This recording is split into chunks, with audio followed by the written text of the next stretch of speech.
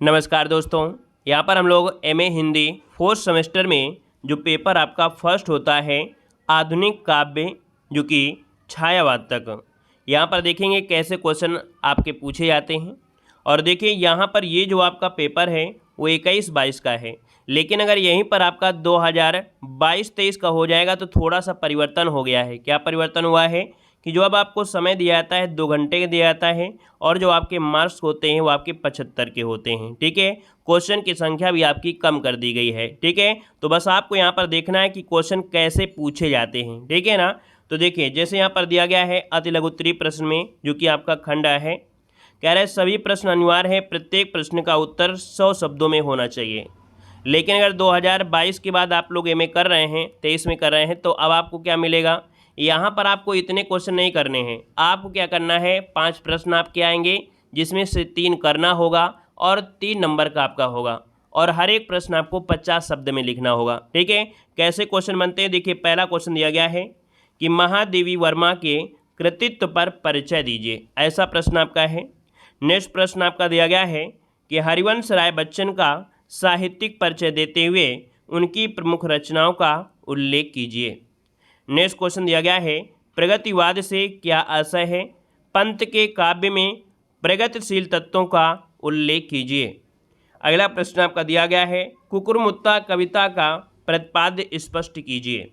अगला प्रश्न आपका दिया गया है कि प्रसाद के कला पक्ष का विश्लेषण कीजिए। वहीं पर अगला प्रश्न दिया गया है साकेत के नवम सर्ग के आधार पर सिद्ध कीजिए कि उर्मिला एक आदर्श वीरांगना है। आपको साकेत के बारे में अच्छे से पढ़ लेना है। ठीक है, अगला क्वेश्चन दिया गया है कि राम की शक्ति पूजा में राम के नैराश्य भाव का कवि से क्या संबंध है, स्पष्ट कीजिए। ठीक है, अब यहाँ पर अगला है जो कि दिया गया खंडबा। खंडबा है आपका लघु उत्तरीय प्रश्न। अब लघु उत्तरीय प्रश्न में आपके लगभग अब जो आते हैं 7 प्रश्न आते हैं और 4 प्रश्न करना होता है और प्रत्येक प्रश्न आपके 9 नंबर का होता है। ठीक है, यहाँ पर दिया इस खंड के किन्हीं 2 प्रश्न का उत्तर दीजिए, प्रत्येक प्रश्न का उत्तर 300 शब्दों में दीजिए, प्रत्येक 10 अंक का होगा। ठीक है, लेकिन आपको यहाँ पर 300 शब्दों में नहीं होगा, आपका लगभग 240 शब्द में होगा।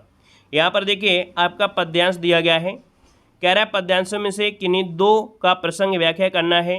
हिमगिर के उत्तुंग शिखर पर बैठ शिला की शीतल छां, एक पुरुष भीगे नैनों से देख रहा था प्रवाह। ये जो आपका कामायनी से लिया गया है। ठीक है, कहाँ से लिया गया है, कामायनी से लिया गया है। और अगला आपसे देखो दिया गया है कि रवि हुआ अस्त ज्योति के पत्र पर लिखा अमर रह गया राम रावण का अपराजय समर, आज का क्षीण पर। तो ये आपका किसका है, सूर्यकांत त्रिपाठी नाला का है और कहाँ से, राम की शक्ति पूजा से लिया गया है। अगला आपसे दिया गया है दोनों ओर प्रेम पलता है, सग पतंग भी जलता है, हाँ दीपक भी जलता है। ठीक है, अगला है यहाँ पर अरे निष्ठुर परिवर्तन तुम्हारा ही तांडव नृत्य, विश्व का करुणा विवर्तन तुम्हारा ही नैनोन्मिलन, लिखित उत्थान पतन अरे वस्तु सवे। ये आपके आते हैं। अब खंडसा जो आपका है, खंडसा में दीर्घ उत्तरीय प्रश्न होते हैं। दीर्घ उत्तरीय प्रश्न में यहाँ पर के इस खंड के किन्हीं 2 प्रश्नों का उत्तर दीजिए, प्रत्येक प्रश्न का उत्तर लगभग 600 शब्दों में आपको देना है और ये प्रश्न जो आपका होगा प्रत्येक 20 अंकों का आपका होगा। ठीक है, तो यहाँ पर थोड़ा सा परिवर्तन मिलेगा लेकिन क्वेश्चन आपको यही होंगे। यहाँ पर देखो दिया गया है निराला आस्थावादी कवि हैं, राम की शक्ति पूजा के आधार पर विश्लेषण कीजिए। बहुत क्वेश्चन बनते हैं आपके निराला से, चाहे आप कॉम्पिटेटिव एग्जाम की तैयारी कर रहे हो, है ना, तो भी आपको यहाँ से क्वेश्चन बनते हैं। यहाँ पर दिया कामायनी में निहित रहस्यवाद का स्वरूप स्पष्ट कीजिएगा। अगला प्रश्न है कि पंत प्रकृति के सुकुमार कवि हैं, स्पष्ट कीजिए। अगला प्रश्न है साकेत के नवम सर्ग के आधार पर उर्मिला का विरह वर्णन आपको करना है। तो दोस्तों यहाँ पर देखिए इस प्रकार के जो आपके प्रश्न हैं आपके पूछे जाते हैं। ठीक है, तो अगर आप नए हैं चैनल को सब्सक्राइब कर लीजिए, और भी सेमेस्टर के जो भी आपके पेपर हैं, है ना, वो भी आपको प्ले लिस्ट में आपको मिल जाएंगे। बीएड जो आपके हैं उनके भी आपको वो पेपर जो हुए वो भी आपको मिल जाएंगे। ठीक है, धन्यवाद सभी को, जय हिंद, सभी को वंदे मातरम। लाइक शेयर सभी लोग करिएगा, धन्यवाद।